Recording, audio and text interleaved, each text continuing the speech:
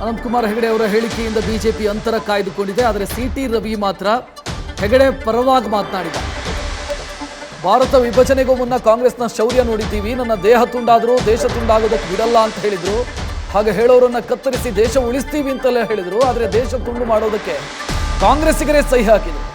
ಸಂವಿಧಾನ ತಿದ್ದುಪಡಿಗೆ ಸಂವಿಧಾನವೇ ಅವಕಾಶ ಕೊಟ್ಟಿದೆ. ಕಾಂಗ್ರೆಸ್ 95ಕ್ಕೂ ಹೆಚ್ಚು ಬಾರಿ ಸಂವಿಧಾನ ತಿದ್ದುಪಡಿ ಮಾಡಿದೆ. ರಕ್ತಪಾತ ಆಗುವಂತ ಪ್ರಶ್ನೆಯೇ ಇಲ್ಲ ಅಂತ ಸಿಟಿ ರವಿ ಮಾತನಾಡಿದ್ದಾರೆ.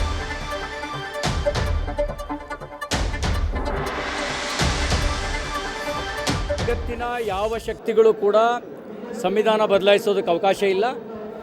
ನಮ್ಮ ಭಾರತ ಸಾರ್ವಭೌಮ ರಾಷ್ಟ್ರ, ಸಂವಿಧಾನ ಬದಲಾಯಿಸುವ ಪ್ರಶ್ನೆ ಇಲ್ಲ. ತಿದ್ದುಪಡಿ ಮಾಡೋದಕ್ಕೆ ಸಂವಿಧಾನವೇ ಅವಕಾಶ ಕೊಟ್ಟಿದೆ. ಕಾಂಗ್ರೆಸ್ಸೇ 95ಕ್ಕೂ ಹೆಚ್ಚು ಬಾರಿ ತಿದ್ದುಪಡಿ ಮಾಡಿದೆ. ತಿದ್ದುಪಡಿ ಮಾಡೋದಕ್ಕೆ ಸಂವಿಧಾನದಲ್ಲೇ ಅವಕಾಶ ಇದೆ. ಬದಲಾಯಿಸುವ ಪ್ರಶ್ನೆ ಇಲ್ಲ, ಬದಲಾಯಿಸುವಂಥ ಅವಕಾಶ ಯಾರಿಗೂ ಇಲ್ಲ. ರಕ್ತಪಾತ ಆಗುವ ಪ್ರಶ್ನೆಯೇ ಬರೋದಿಲ್ಲ. ಭಾರತ ವಿಭಜನೆಗೆ ಮುಂಚೆ ಕಾಂಗ್ರೆಸ್ಸಿಗರು ಹಿಂಗೆ ಹೇಳಿದರು, ನನ್ನ ದೇಹ ತುಂಡಾದರೂ ದೇಶ ತುಂಡಾಗಕ್ಕೆ ಬಿಡಲ್ಲ, ತುಂಡು ಮಾಡ್ತೀವಿ ಅನ್ನೋರನ್ನ ಕತ್ತರಿಸಿ ಆದರೂ ದೇಶ ಉಳಿಸ್ಕೊಳ್ತೀವಿ ಅಂತ ಹೇಳಿದರು. ಕಾಂಗ್ರೆಸ್ನವರೇ ಹೋಗಿ ಸೈನ್ ಹಾಕ್ಬಿಟ್ರು ದೇಶ ತುಂಡು ಮಾಡೋಕ್ಕೆ. ಸಂವಿಧಾನ ಯಾರೂ ಮುಟ್ಟೋ ಪ್ರಶ್ನೆನೇ ಇಲ್ಲ. ಸಂವಿಧಾನ ಶಕ್ತಿ ಕೊಡ್ತೀವಿ. ಸಂವಿಧಾನಕ್ಕೆ ಮೋದಿಯವರು ಬಂದ ಮೇಲೆ ಸಂವಿಧಾನಕ್ಕೆ ಬಲ ಬಂದಿದೆ. ಸಂವಿಧಾನ ಗೌರವ ದಿವಸ ಅನ್ನೋದನ್ನು ಆಚರಣೆಗೆ ತಂದಿದ್ದೇನೆ ಪ್ರಧಾನಮಂತ್ರಿ ನರೇಂದ್ರ ಮೋದಿಯವರು ನವೆಂಬರ್ 26ನೇ ತಾರೀಕು.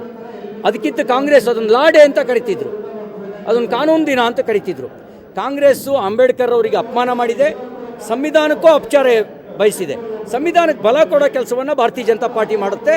ಅಂಬೇಡ್ಕರ್ ವಿಚಾರಧಾರೆಗೆ ಬಲ ಕೊಡೋ ಕೆಲಸವನ್ನು ಭಾರತೀಯ ಜನತಾ ಪಾರ್ಟಿ ಮಾಡುತ್ತೆ. ನ್ಯೂಸ್ ಫಸ್ಟ್ ನಿರ್ಭೀತಿಯಿಂದ ನಿಮ್ಮ ಪರವಾಗಿ.